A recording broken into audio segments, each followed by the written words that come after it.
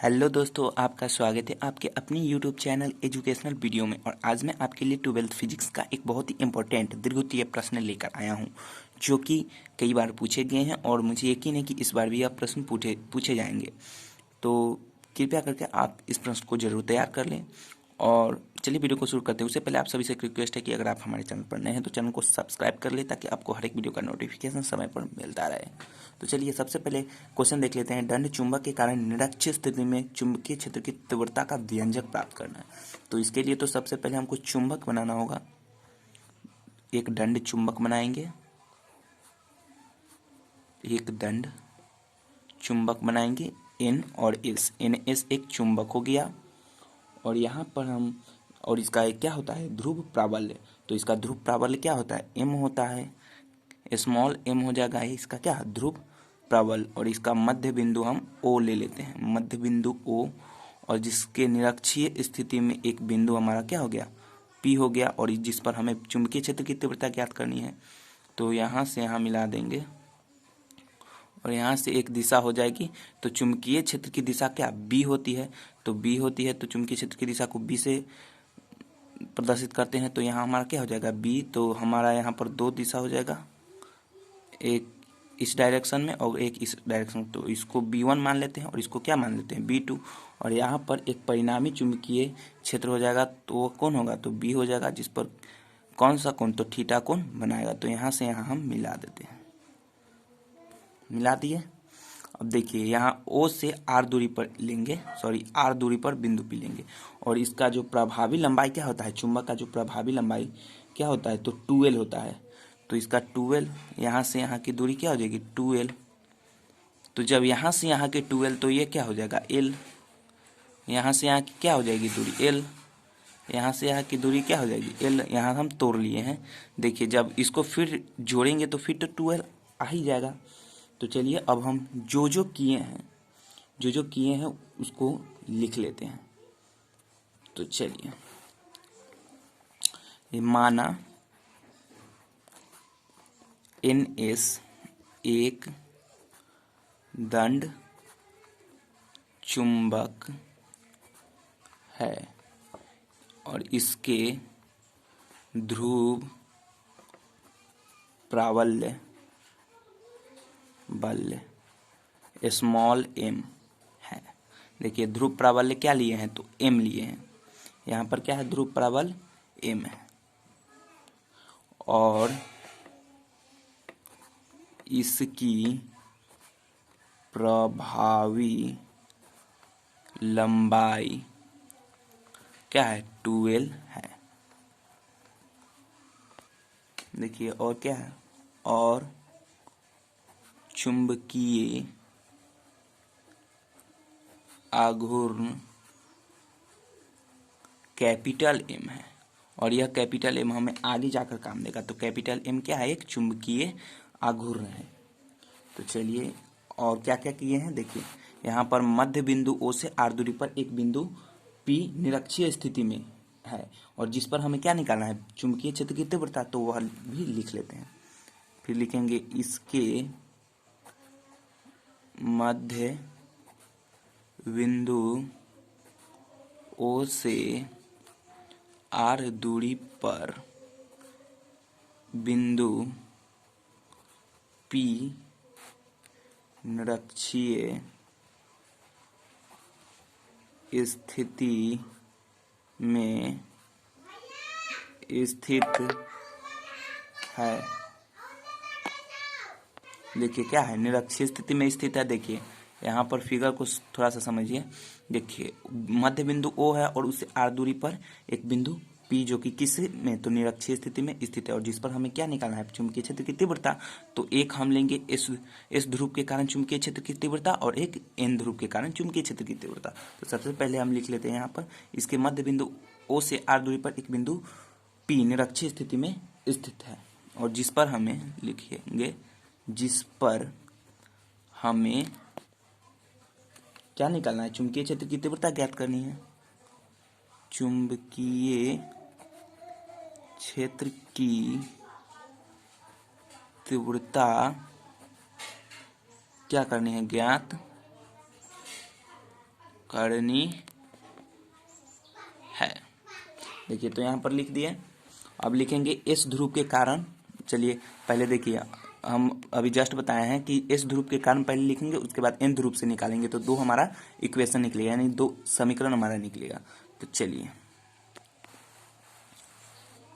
लिखेंगे यहाँ पर इस ध्रुव के कारण बिंदु P पर चुंबकीय क्षेत्र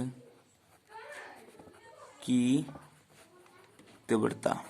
इस ध्रुव के कारण बिंदु P पर चुंबकीय क्षेत्र की तीव्रता। तो चुंबकीय क्षेत्र की तीव्रता हम क्या लिए थे, देखिए इस ध्रुव के कारण B1 लिए थे और इन ध्रुव के कारण B2 लिए थे। तो वही यहाँ पर हम लिखेंगे इस ध्रुव के कारण क्या लिखेंगे, B1। तो B1 यहाँ फॉर्मूला लिखेंगे μ0 upon 4 into m upon r², यानी दूरी होता है तो दूरी हमारा क्या है, देखिए यहाँ पर हमारा दूरी क्या हो जाएगा, दूरी SP, यानी कि हम बिंदु P पर, देखिए इस ध्रुव के कारण निकाल रहे हैं बिंदु P पर तीव्रता, तो यहाँ दूरी क्या होगा, SP तो दूरी होगा, यहाँ से यहाँ की दूरी क्या, SP, तो वही यहाँ पर लिखेंगे। तो देखिए यहाँ पर दूरी क्या हो जाएगी, SP का होल स्क्वायर, यानी r² होता है फॉर्मूला के अनुसार, और दिशा क्या हो जाएगी, SP की दिशा में, तो देखिए SP की दिशा में हो जाएगी। तो देखिए यहाँ पर हमको क्या निकालना है, SP निकालना है। देखिए तो हम त्रिभुज यहाँ पर OSP से चल सकते हैं, तो यहाँ पर क्या एक समकोण त्रिभुज बन रहा है, यानी यहाँ पर 90 डिग्री का कोण बना रहा है, समकोण त्रिभुज है। तो यहाँ पाइथागोरस प्रमेय से कर्ण स्क्वायर बराबर लंब स्क्वायर जोड़ आधार स्क्वायर से यहाँ पर हम SP निकाल सकते हैं बहुत ही आसानी से। तो चलिए निकालते हैं। तो हमारा कितना है, देखिए OS कितना है, L है, और OP R है। देखिए यहाँ पर हम SP निकालेंगे तो SP बराबर क्या हो जाएगा, हमारा SP क्या है, एक कर्ण है, तो यहाँ पर होता है कर्ण स्क्वायर बराबर क्या होता है, लंब स्क्वायर जोड़ आधार स्क्वायर। तो लंब हमारा क्या है, तो लंब देखिए OP है प्लस आधार कितना है, OS है। देखिए दिखला देता हूँ, देखिए हमारा लंब कितना है, OP है, यहाँ से यहाँ एक लंब है, देखिए OP क्या है, एक लंब है, और OS क्या है, आधार है, तो OP कितना है, R, और ये L है। तो उसी प्रकार यहाँ पर लिखेंगे OP हमारा कितना है, OP अभी जस्ट बताया हूँ R है, तो R², और SP को वैसे ही होल स्क्वायर में रख देंगे, और ये कितना है, L है, तो इसको L²। तो देखिए यहाँ पर हमारा SP स्क्वायर है, तो यहाँ पर क्या चढ़ेगा, रूट अंडर चढ़ जाएगा। देखिए यहाँ एक बार और लिख लेते हैं, रूट अंडर हमारा कितना हो गया, R² जोड़ L², यह हमारा SP निकल गया, तो उसी को यहाँ पर फिल कर देंगे। या हम यह भी कर सकते हैं कि देखिए यहाँ पर क्या है, हमारा SP का स्क्वायर का ही इतना दिया हुआ है, तो वैसे भी बना सकते हैं, लेकिन हम यहाँ पर लिख लेते हैं ताकि आपको अच्छे से समझ में आए। मेरा मकसद है कि आपको अच्छे से समझा देना, शॉर्टकट नहीं चलेंगे, और कृपया आप वीडियो को अच्छे से पूरा देखें।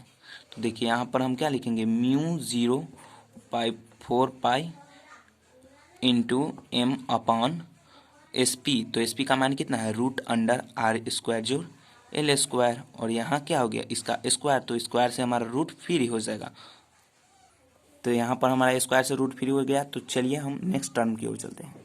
देखिए हमारा B1 कितना निकल गया, B1 निकल गया μ upon 4 into m upon R² जोड़ L², यह हमारा इक्वेशन एक समीकरण 1 निकल गया।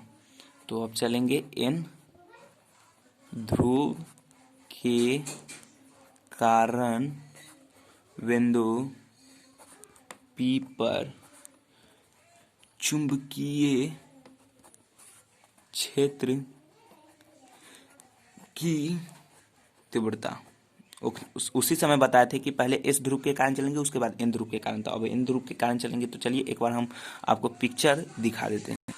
देखिए तो यहाँ पर हमारा पिक्चर क्या है, देखिए एन ध्रुव के कारण चलेंगे, तो इसका जो हमारा दूरी कौन NP की दूरी चाहिए होगा, तो NP की निकालने के लिए क्या करेंगे, यह भी एक समकोण त्रिभुज है, तो यहाँ से हम निकाल सकते हैं NP की दूरी आराम से, उसी तरीके से जैसे हम उस समय SP की दूरी निकाले थे, तो उसी प्रकार से यहाँ हम निकालेंगे, और उसमें जो किए थे वही फार्मूला लागू होगा, बस इसका जो दूरी है वह चेंज हो जाएगा।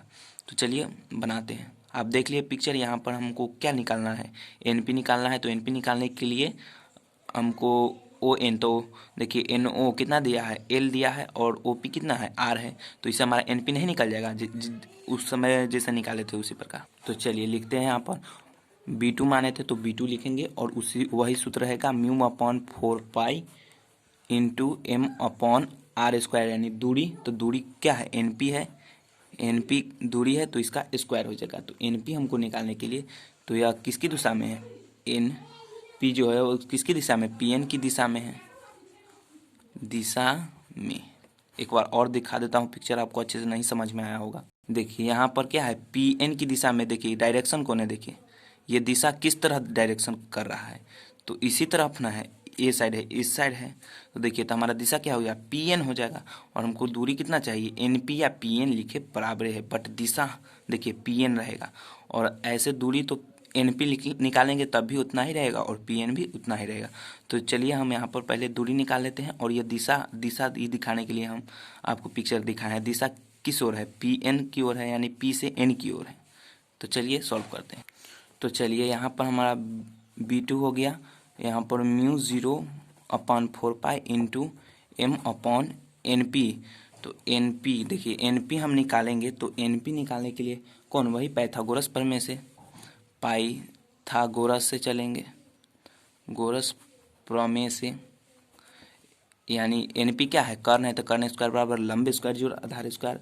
तो इसका लंब कितना है, उसी समय बताए थे, जो इसका लंब है वह हो जाएगा, देखिए यहाँ पर देखिए इसका लंब कितना है, तो आर है, ओ पी लंब है, और आधार कितना है, ओ एन है, तो उसी पर, तो देखिए ओ पी और ओ एन, तो ओ पी का स्क्वायर जोड़ ओ एन का स्क्वायर, तो ओ पी कितना है, तो ओ पी हमारा है आर, कितना है, ओ पी आर, तो आर का स्क्वायर, और ये ओ एन कितना है, एल, तो एल का स्क्वायर। तो हमारा एन पी स्क्वायर का मान कितना है, इतना हो गया, तो वही एन पी स्क्वायर की जगह पर कितना भर देंगे, इतना ही फिल कर देंगे। तो क्या हो जाएगा हमारा, L square plus R square जोड़ एल स्क्वायर, यह हमारा बी टू, यानी बी टू बराबर, फिर से लिख लेता हूँ, mu upon 4 pi into M upon R square plus L square, यह हमारा समीकरण 2 निकल गया। तो यहाँ से हम चलेंगे, अतः बिंदु पी पर परिणामी चुंबकीय क्षेत्र की तीव्रता, अब लिखेंगे, अतः बिंदु पी पर, जो निरक्षीय स्थिति में हमारा स्थित था, बिंदु पी पर परिणामी चुंबकीय क्षेत्र की तीव्रता, चुंबकीय क्षेत्र की तीव्रता हमारा क्या हो जाएगा, बी हो जाएगा। तो बी बराबर क्या होता है, 2b2 cos थीटा होता है, तो b2 cos थीटा। तो यहाँ पर देखिए 2 तो वैसे ही रहेगा, बट यहाँ पर b2 का जो मान कितना है, mu upon 4 pi into M upon R square plus L square, R square plus L square, और यहाँ क्या है हमारा cos थीटा है। तो देखिए cos थीटा का मान निकालेंगे, cos थीटा बराबर क्या होता है, तो cos थीटा बराबर होता है, देखिए याद करिए, लाल कक्का होता है, तो cos थीटा बराबर क्या होता है, आधार बटे कर्ण, तो यहाँ पर आधार और बटा क्या लिखेंगे, कर्ण। तो आधार हमको कितना है, आधार तो हमारा क्या है, एल है, आधार एल है, और कर्ण कितना निकाले हैं, देखिए कर्ण हम निकालेंगे, एनपी भी एक कर्ण है, तो यहाँ स्क्वायर को जब हटाएंगे तो यह रूट में चढ़ जाएगा, तो हमारा कर्ण कितना हो गया, root under R square plus L square, तो यह हमारा कितना cos थीटा का मान हो गया, तो वही यहाँ पर भर देंगे। cos थीटा का मान कितना हो गया, एल बटा root under R square plus L square. चलिए आगे करते हैं, फिर उसी को एक बार और लिख देता हूँ ताकि आपको अच्छे से समझ में आए। कितना लिखे थे, 2 इंटू म्यू अपॉन, यहाँ पर क्या होगा 4 pi into M upon R square plus L square, यह हमारा कितना b2 का मान था, और cos थीटा का मान कितना निकाले थे, L upon root under R square plus L square, यही निकला था ना। तो देखिए यहाँ से हम सॉल्व करेंगे, यहाँ पर थोड़ा मैथमेटिकल कॉन्सेप्ट है, तो उसको आपको अच्छे से जानना होगा। तो देखिए दो, यहाँ पर हम म्यू अपॉन 4 पाई छोड़ देते हैं, और इसमें देखिए 2 में m से और l से गुना करेंगे तो क्या होगा 2ml, और अपॉन हो जाएगा, देखिए यहाँ पर क्या है R square plus L square, और इंटू इसको कर देते हैं root under R square plus L square. देखिए तो यहाँ पर हमारा म्यू 0/4 इंटू 2ml और बटा देखिए इसका पावर कितना है 1, तो यहाँ पर r² प्लस l² का पावर कितना हो गया 1 और इंटू देखिए r² प्लस l² को हम 1/2 लिख सकते हैं। देखिए जैसे आप क्वेश्चन पढ़े होंगे, यदि 4 के पावर में 1/2 रहे तो आप क्या करते हैं, ये 2 को यहाँ पर रूट में चढ़ा देते हैं, तो फिर √4 जिसका वर्गमूल 2 हो गया। तो उसी प्रकार यहाँ पर करेंगे। जब आपको जैसे एक बार और समझ लीजिए, जैसे आपको √5 को कहे जो तोड़ो, तब 5 को 1/2 लिख देते हैं। अगर क्यू रहे, जैसे √5 का क्यू रहे तो इसको 5 1/3 लिख देते हैं, तो यह कहाँ चला जाता है। अगर 2 रहे तो 2 देखिए √अंडर जब हम लिखते हैं 4 तो यहाँ पर 2 छुपा हुआ रहता है, 2 क्या रहता है छुपा हुआ। तो आप 4 √4 न लिख के, जैसे √4 दिया रहे तो √4 न लिख के 4 के पावर में 1/2 लिख सकते हैं। तो उसी प्रकार यहाँ हम लिखे हैं √अंडर को न लिख के 1/2 कर दिए। अब देखिए यहाँ μ/4π इंटू 2, देखिए यहाँ पर एक होता है क्या होता है चुंबकीय आघूर्ण। चुंबकीय आघूर्ण हमारा होता है, देखिए चुंबकीय आघूर्ण m बराबर होता है 2ml। क्या होता है 2ml, चुंबकीय आघूर्ण का है फॉर्मूला है। तो 2ml के जगह पर हम यहाँ क्या लिख सकते हैं कैपिटल M। और यहाँ पर देखिए गुणा में क्या होता है, जब आधार समान रहे, आधार देखिए दोनों का समान है, इसमें भी r² प्लस सॉरी यहाँ पर छूट गया है, इसमें भी r² प्लस l², इसमें भी r² प्लस l²। तो दोनों का जब आधार समान है तो पावर क्या होगा जुटेगा कर प्लस l², और यहाँ पर जोड़ देंगे 1 + 1/2।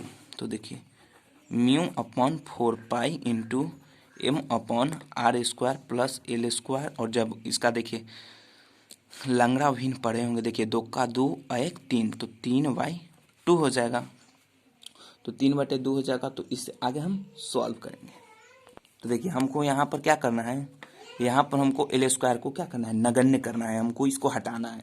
हटाना है तो क्या लिखेंगे, यदि यहाँ पर क्या होगा r बड़ा है l से, तो l² बराबर 0 रखने पर, तो देखिए यहाँ पर क्या हो जाएगा हमारा, यहाँ b लिख देते हैं।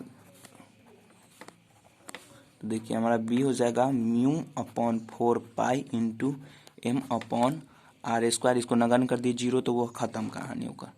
और यहाँ पर क्या हो जाएगा 3/2, ये 2 से ये 2 फ्री। तो देखिए यहाँ पर हम आगे कैलकुलेशन करेंगे μ/4π इंटू m/r। देखिए यहाँ 2 से तो 2 कट गया तो यह 3 ही बचा है, तो पावर में 3 हो गया, तो r³ हो गया r³। और देखिए यही से हमारा निकल गया। तो इसका मात्रा क्या होता है न्यूटन प्रति एम्पियर मीटर होता है, न्यूटन प्रति एम्पियर मीटर। और इसी के साथ हमारा यह व्यंजक प्राप्त हो गया चुंबकीय क्षेत्र का। तो इसी के साथ आज हमारा दंड चुंबक की निरक्षीय स्थिति में चुंबकीय क्षेत्र की जो तीव्रता का व्यंजक प्राप्त करना था वो हम इस तरीके से हम प्राप्त कर लिए। तो चलिए इसी के साथ आज का वीडियो हमारा समाप्त होता है। और यदि आपको वीडियो अच्छा लगा होगा थोड़ा सा भी, तो प्लीज़ वीडियो को लाइक कर दीजिएगा और अपने दोस्तों के साथ शेयर करिएगा ताकि उनको भी फ़ायदा मिल सके। तो चलिए वीडियो को अंत करते हैं, तब तक के लिए जय हिंद, वंदे मातरम।